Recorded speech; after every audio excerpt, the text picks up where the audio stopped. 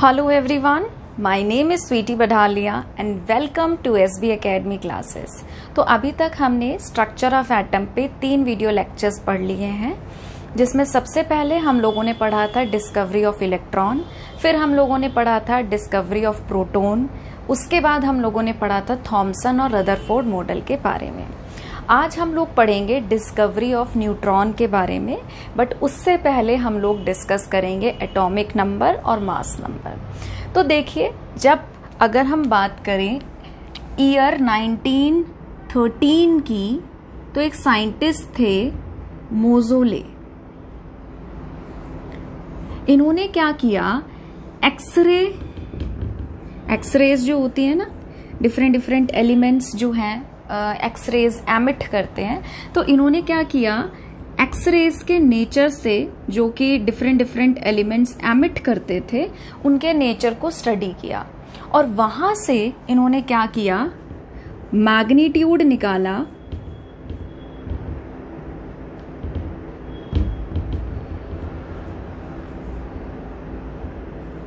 Protons का। इन्होंने क्या किया, अलग अलग जितने भी एलिमेंट्स अवेलेबल थे, सब एलिमेंट्स की एक्सरे स्टडीज की मदद से मैग्नीट्यूड ऑफ प्रोटॉन निकाला कि भाई एक्चुअल में कितना पॉजिटिव चार्ज अलग अलग एलिमेंट्स लेकर बैठे हैं अपने न्यूक्लियस के अंदर। तो इन्होंने क्या देखा कि अगर हम हाइड्रोजन की बात करते हैं, तो हाइड्रोजन के अंदर जो पॉजिटिव चार्ज होता है वो 1 होता है, मतलब 1 पॉजिटिव चार्ज होता है। ठीक है, तो इन्होंने क्या कहा कि जो हमारा पॉजिटिव चार्ज है, जो भी न्यूक्लियस के अंदर पॉजिटिव चार्ज है, यानी कि जो भी नंबर ऑफ प्रोटॉन है, वो हमारा बराबर रहेगा एलिमेंट्स के एटॉमिक नंबर के। तो इन्होंने क्या कहा कि क्योंकि इसके ऊपर 1 पॉजिटिव चार्ज है, इसका मतलब इसके अंदर एक ही प्रोटॉन है, इसका मतलब इन्होंने क्या कहा कि इसका जो एटॉमिक नंबर है उसे हम कहेंगे 1। ठीक है, अब बहुत बच्चे ऐसे होंगे जिनके दिमाग में ये चीज आ रही होगी कि हमने इलेक्ट्रॉन्स को क्यों नहीं कंसीडर किया, प्रोटॉन में ऐसी क्या बात थी कि हमने प्रोटॉन को चूज किया, हमने इलेक्ट्रॉन को चूज नहीं किया। देखो, अभी तक न्यूट्रॉन की तो डिस्कवरी हुई नहीं थी। ठीक है, तो न्यूट्रॉन तो इस डिस्कशन में, मतलब डिस्कशन में तो मुद्दा है ही नहीं कि न्यूट्रॉन को क्यों नहीं चूज कर रहे हम, क्योंकि उसकी तो डिस्कवरी नहीं हुई। अब था इलेक्ट्रॉन और प्रोटॉन। जितनी भी चीजें अपने आप को स्टेबल करना चाहती हैं, रिएक्ट करती हैं किसी और के साथ, तो हमेशा इन्वॉल्वमेंट किसकी होती है, इलेक्ट्रॉन की। इलेक्ट्रॉन्स जो हैं वो लूज भी होते हैं, इलेक्ट्रॉन्स जो हैं वो गेन भी होते हैं। ठीक है, तो इलेक्ट्रॉन का नंबर्स जो है, अगर हम गैशियस एटम की बात, न्यूट्रल एटम की अगर हम बात ना करें, तो कभी भी जो इलेक्ट्रॉन है वो फिक्स नहीं होते हैं, मतलब number of electron number of proton के बराबर नहीं होते हैं। क्योंकि अगर कोई भी चीज किसी के साथ रिएक्ट कर रही है, इलेक्ट्रॉन का ट्रांसफर हो रहा है, वेदर वो गेन कर रहा है, लूज कर रहा है, तो वो कैटायन या एनायन की फॉर्म में एग्जिस्ट करेगा। तो नंबर ऑफ इलेक्ट्रॉन्स जो हैं वो अदलते बदलते रहते हैं। बट प्रोटॉन एक ऐसी चीज है जो न्यूक्लियस के अंदर सेफ रहती है, नंबर ऑफ प्रोटॉन्स तो कभी चेंज नहीं हो रहे। तो इन्होंने क्या कहा कि जो भी हमारा नंबर ऑफ प्रोटॉन है वही हमारा क्या कहलाएगा, एटॉमिक नंबर। क्या कहा इन्होंने कि जो भी हमारा नंबर ऑफ प्रोटॉन है वो किसके बराबर रहेगा, नंबर नहीं, एटॉमिक नंबर के बराबर।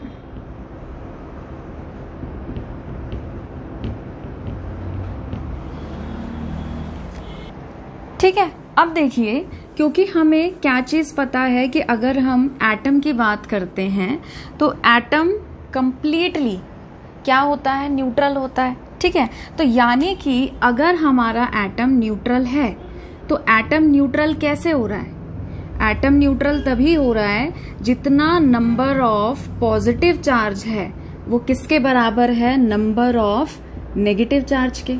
सिंपल सी बात है, एटम कंप्लीटली, अगर हम होल एटम की बात करते हैं तो वो इलेक्ट्रिकली न्यूट्रल होता है। ठीक है, तो अगर वो इलेक्ट्रिकली न्यूट्रल है, इसका मतलब क्या है कि जितना पॉजिटिव चार्ज है उतना ही क्या है, नेगेटिव चार्ज। पॉजिटिव चार्ज कौन शो कर रहे हैं, किसकी वजह से पॉजिटिव चार्ज आ रहा है, प्रोटॉन की वजह से। कौन है जो नेगेटिव चार्ज शो कर रहे हैं, किसकी वजह से नेगेटिव चार्ज आ रहा है, इलेक्ट्रॉन की वजह से। तो इन्होंने क्या कहा कि जो भी हमारा नंबर ऑफ प्रोटॉन है वो किसके बराबर रहेगा, नंबर ऑफ इलेक्ट्रॉन्स के, ठीक है। और नंबर ऑफ प्रोटॉन किसके बराबर होता है? एटॉमिक नंबर के। तो हम क्या लिख सकते हैं कि जो हमारा एटॉमिक नंबर है वो हमारा किसके बराबर है? नंबर ऑफ प्रोटॉन के। और नंबर ऑफ प्रोटॉन हमारा किसके बराबर है? नंबर ऑफ इलेक्ट्रॉन के, ठीक है। बट इस चीज का आपको खास ध्यान रखना है, ये तभी होगा जब आपका एटम न्यूट्रल है। जैसे कि मान लीजिए कार्बन का एटॉमिक नंबर 6 है, ठीक है। तो कार्बन का एटॉमिक नंबर अगर 6 है तो यानी कि 6 ही उसके अंदर प्रोटॉन है और 6 ही उसके अंदर इलेक्ट्रॉन है।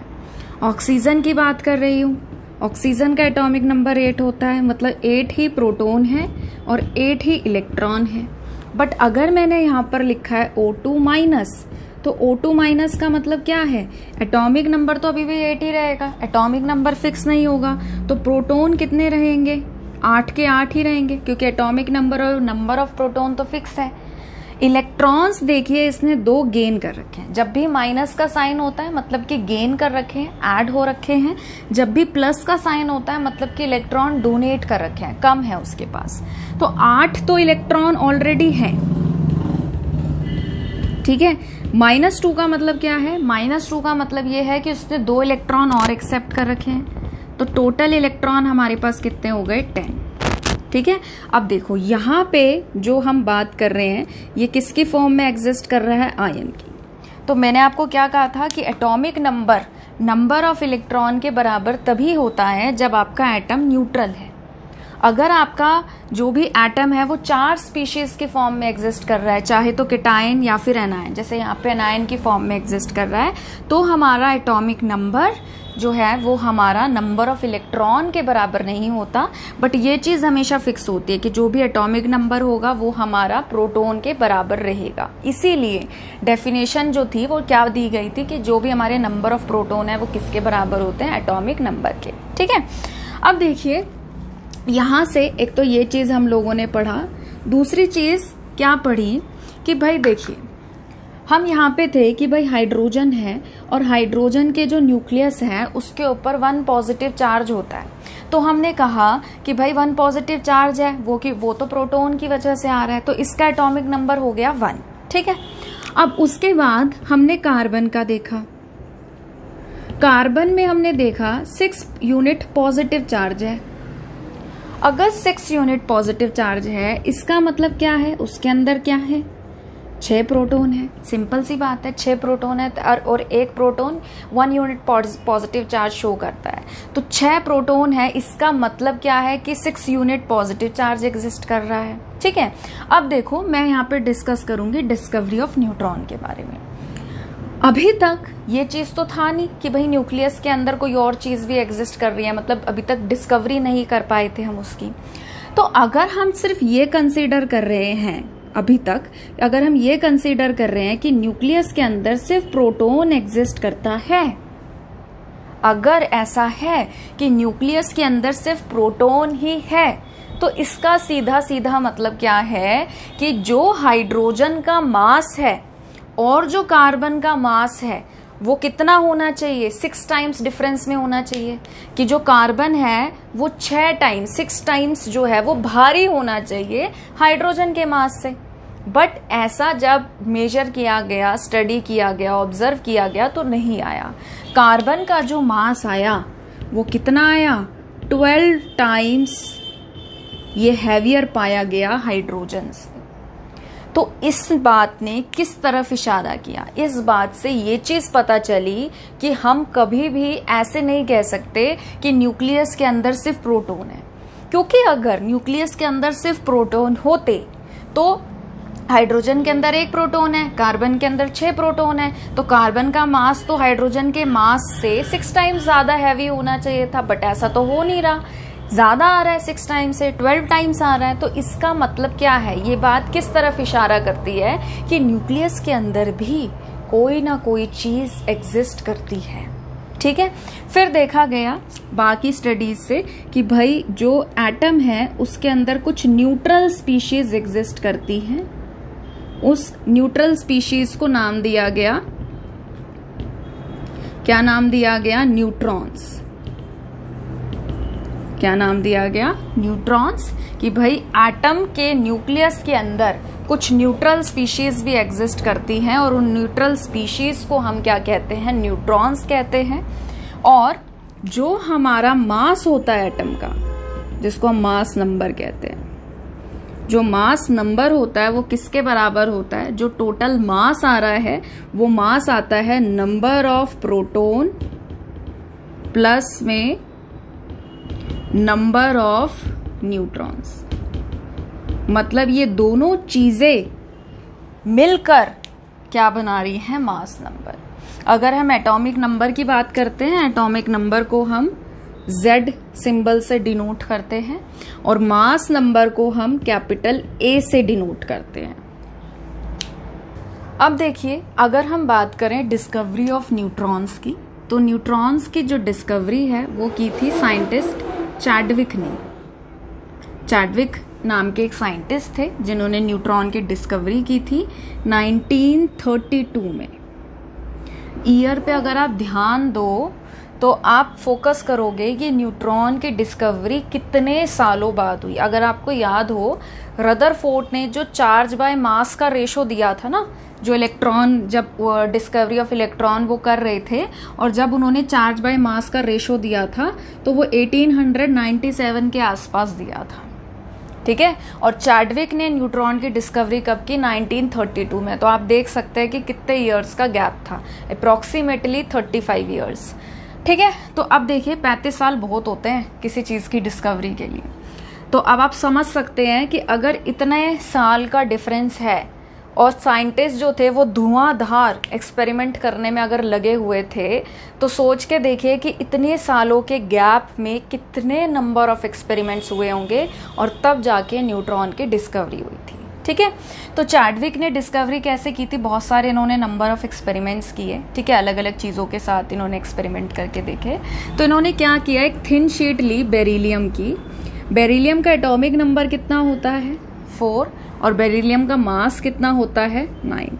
ठीक है। तो इन्होंने क्या किया, बेरिलियम की एक काफ़ी थिन शीट ली और उस पे इन्होंने ही जो अल्फा रेज होती हैं उसकी बम्बार्डमेंट कराई, जो कि आपके हीलियम पार्टिकल्स होते हैं। ठीक है। जिसको हम कैसे लिखते हैं? He2+, एटॉमिक नंबर 2 और मास कितना होता है? 4। ठीक है।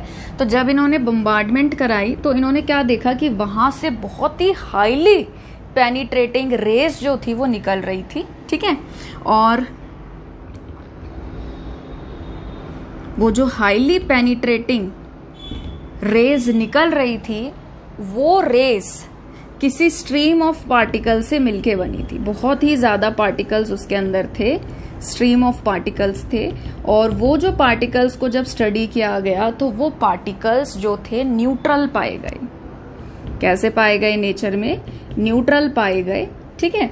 तो इनका कुछ मास भी आया था, अभी हम डिस्कस करेंगे। ठीक है। तो इन्होंने उस स्ट्रीम ऑफ पार्टिकल्स को, जो कि न्यूट्रल नेचर के थे, नाम दिया गया न्यूट्रॉन्स। ठीक है।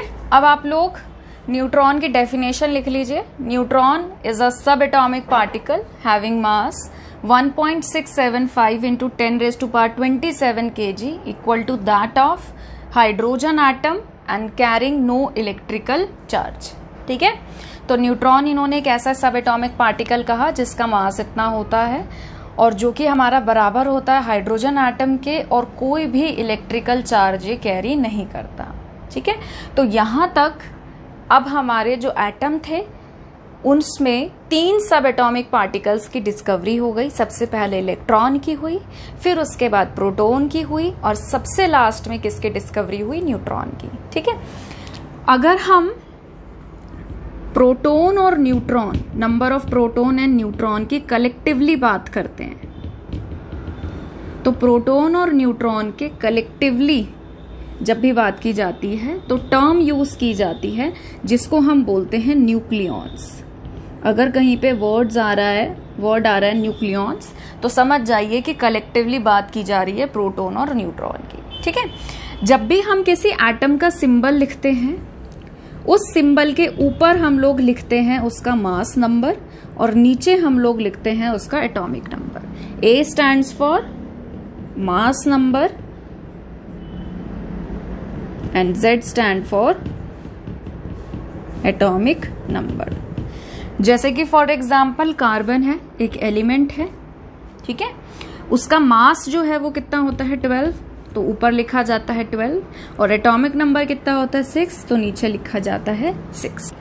अब हमारा नेक्स्ट टॉपिक है आइसोटोप्स, आइसोबार्स एंड आइसोटोन्स। ठीक है, इन तीनों की डेफिनेशन मैं समझाने के बाद आपको ब्लैक बोर्ड पे लिख दूंगी, तो आप वहां से नोट डाउन कर लेना। अभी सबसे पहले हम इन टर्म्स के बारे में पढ़ते हैं कि ये टर्म्स होती क्या है या क्या बताती हैं।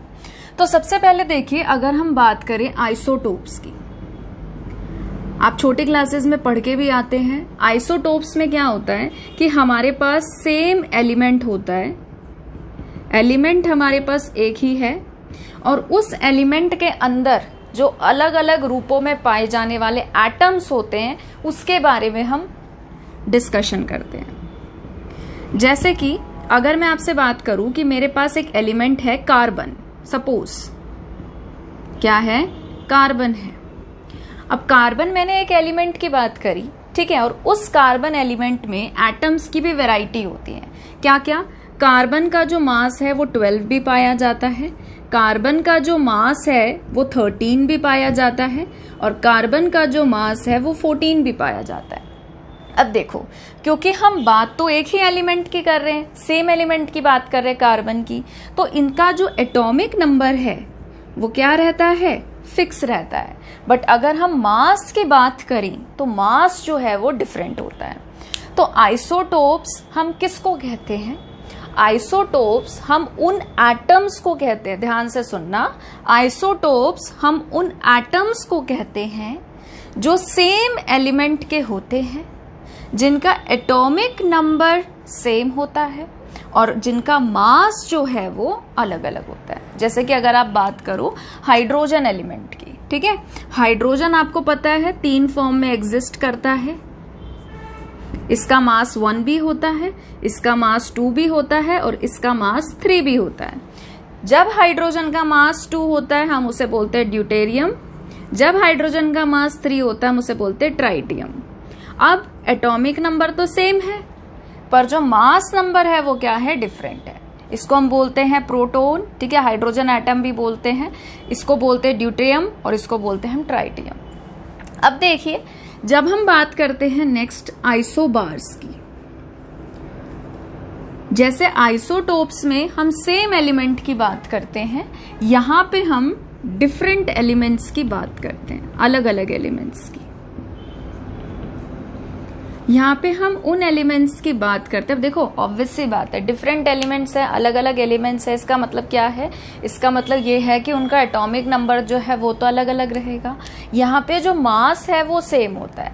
जैसे कि मान लीजिए मैंने बात करी आर्गन की, ठीक है, आर्गन की बात करी, और आप मान लीजिए आर्गन का एटॉमिक नंबर 18 होता है, 18 के बाद 19 पोटेशियम, और 19 के बाद 20 जो है वो आता है कैल्शियम का।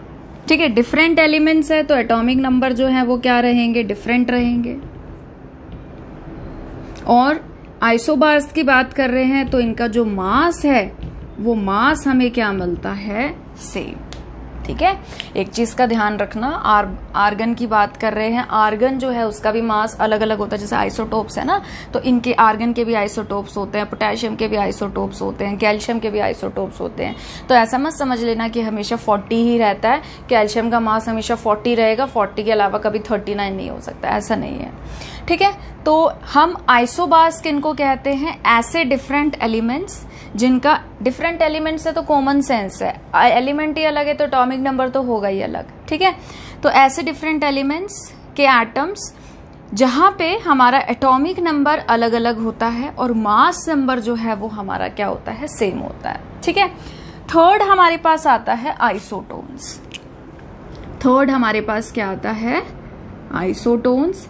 आइसोटोन्स में भी हम लोग डिफरेंट एलिमेंट्स की बात करते हैं। डिफरेंट एलिमेंट्स हैं तो सिंपल सी बात है, एटॉमिक नंबर जो है वो क्या होगा, डिफरेंट। तो यहाँ पे क्या चीज सेम होती है, यहाँ पे सेम होता है न्यूट्रॉन्स। जब न्यूट्रॉन्स सेम आते हैं ठीक है, तो हम उन एलिमेंट्स को क्या कहते हैं, दे आर आइसोटोन्स। जैसे कि for example silicon and phosphorus. Silicon का एटॉमिक नंबर 14, फास्फोरस का होता है 15। मास नंबर लिख लीजिए, इसका 30 और इसका 31। तो अब देखिए मैंने आपको क्या बताया था, जो हमारा मास नंबर होता है वो मास नंबर किसके बराबर होता है, प्रोटॉन प्लस न्यूट्रॉन के।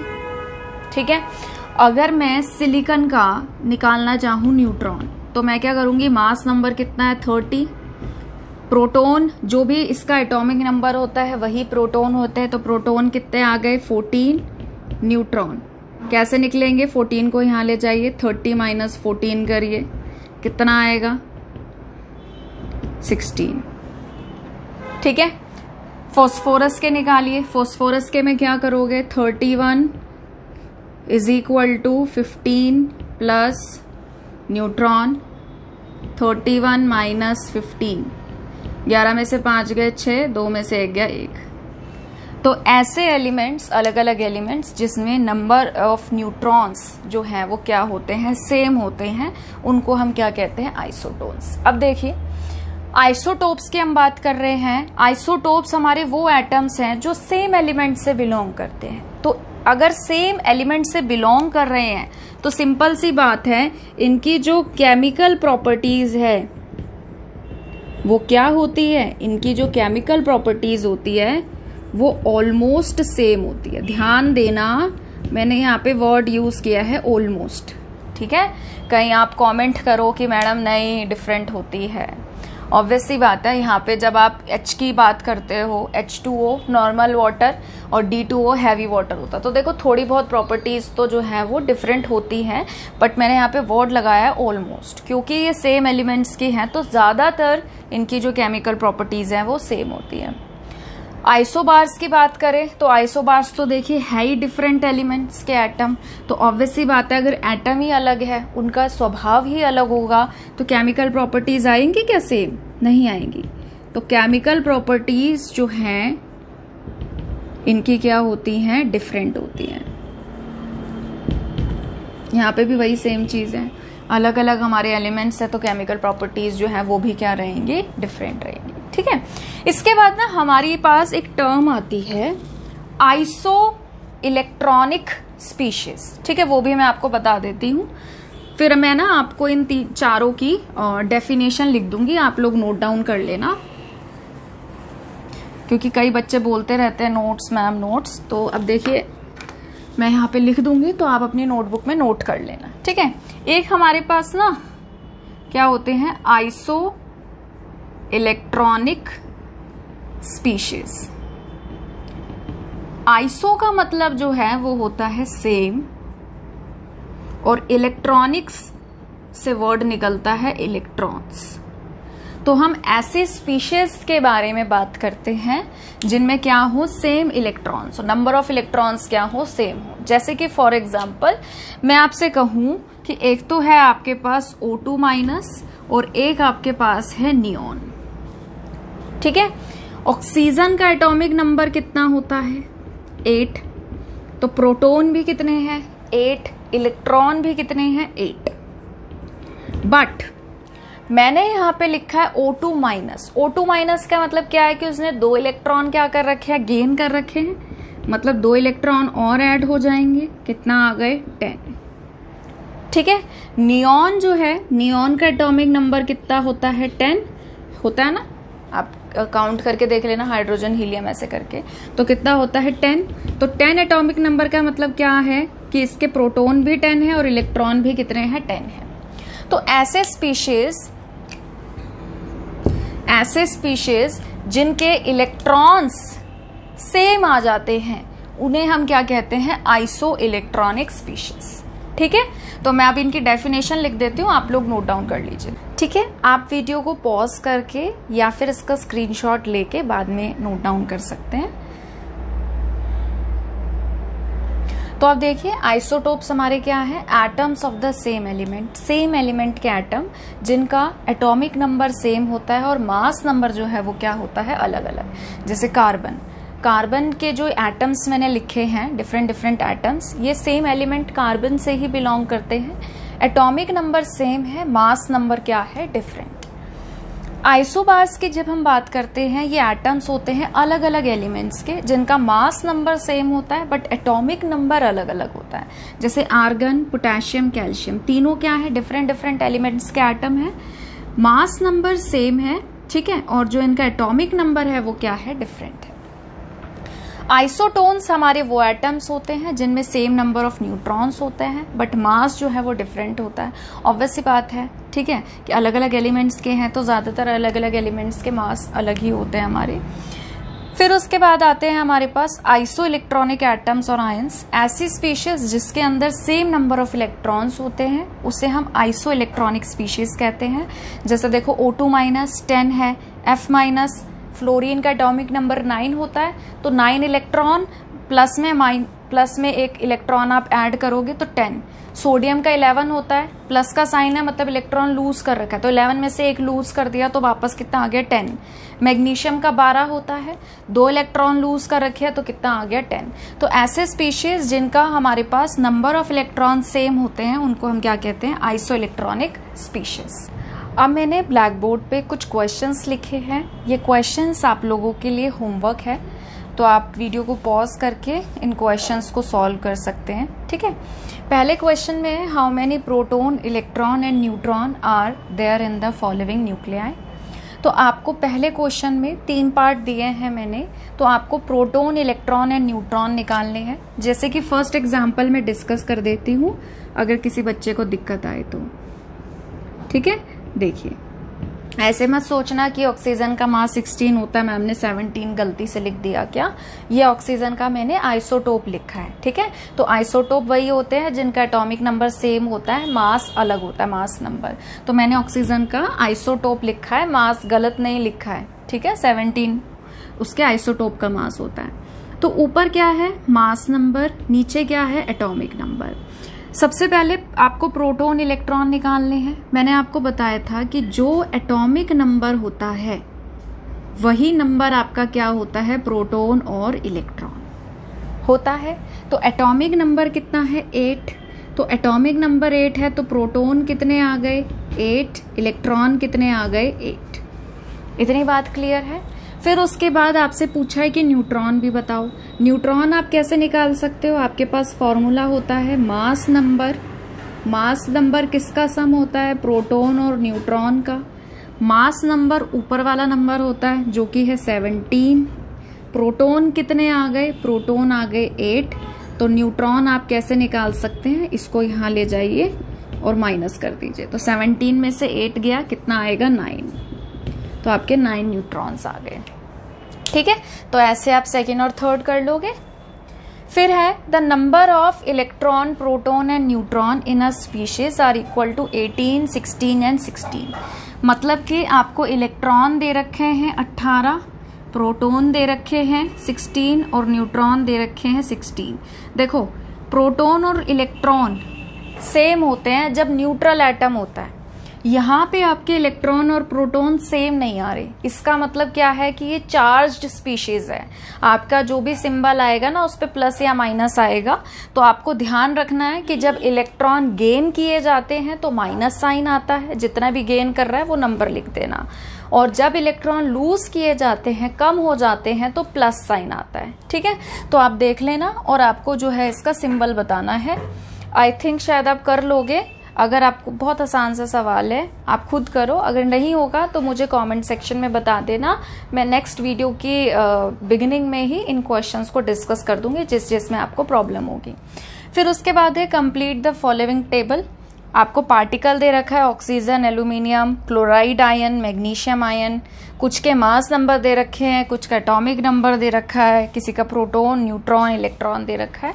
तो जो डैश डैश लगा रखे हैं वो सब आपको कैलकुलेट करने हैं, ठीक है। बस यही 2 फॉर्मूले यूज होंगे और आपका आंसर आ जाएगा। बहुत आसान सा, आप छोटी क्लासेस में भी करते हो, तो मैंने बस ये रिफ्रेशमेंट के लिए दिया है ताकि आप रिवाइज कर लो। फिर है right the complete symbol for the atom. आपको क्या क्या दे रखा है, आपको एटॉमिक नंबर दे रखा है, आपको मास नंबर दे रखा है और सिंबल लिखना है कि किसका है। जैसे एटॉमिक नंबर 17 है, किसका होता है? क्लोरीन का। तो आपको लिखना है कि क्लोरीन है, नीचे लिखोगे 17 जो आपका एटॉमिक नंबर होता है, और ऊपर लिखोगे मास जो कि क्लोरीन का 35 होता है। ठीक है, ये घबराना मत। 233 किसका होता है? यूरेनियम का। कहीं सोचो किसका आ गया, तो ये किसका होता है? यूरेनियम का। और ये किसका होता है? एटॉमिक नंबर जो है इसका यूरेनियम का क्या होता है? 92। ये हमने आज के लेक्चर में ही कहीं पे यूज किया था कि किसी का एटॉमिक नंबर 4 होता है और मास नंबर 9 होता है, तो फाइंड आउट करिए कि किसका होता है। ठीक है, तो आई होप आपको ये वीडियो लेक्चर पसंद आया होगा। नेक्स्ट वीडियो लेक्चर में है ना, हम कुछ न्यूमेरिकल प्रैक्टिस करेंगे। जैसे ये तो बहुत ही इजी से थे, तो मैंने आपको होमवर्क में दे दिए। ठीक है, नेक्स्ट वीडियो लेक्चर की स्टार्टिंग में अगर आपको कोई डाउट होगा तो मैं आपका डाउट बता दूंगी, डिस्कस कर दूंगी। और उसके अलावा ना कुछ हम लोग न्यूमेरिकल्स करेंगे मोल कॉन्सेप्ट पे बेस्ड, कि मोल कॉन्सेप्ट लगा के हम इलेक्ट्रॉन, प्रोटॉन, न्यूट्रॉन अगर पूछा हो निकालो किसी के अंदर तो कैसे निकाल सकते हैं। फिर उसके बाद हम आगे के टॉपिक्स पढ़ेंगे। अगर आपको ये वीडियो पसंद आया है तो प्लीज इसे लाइक करिए, शेयर करिए और चैनल को सब्सक्राइब करिए। जल्द ही मिलेंगे नए वीडियो के साथ। Thank you.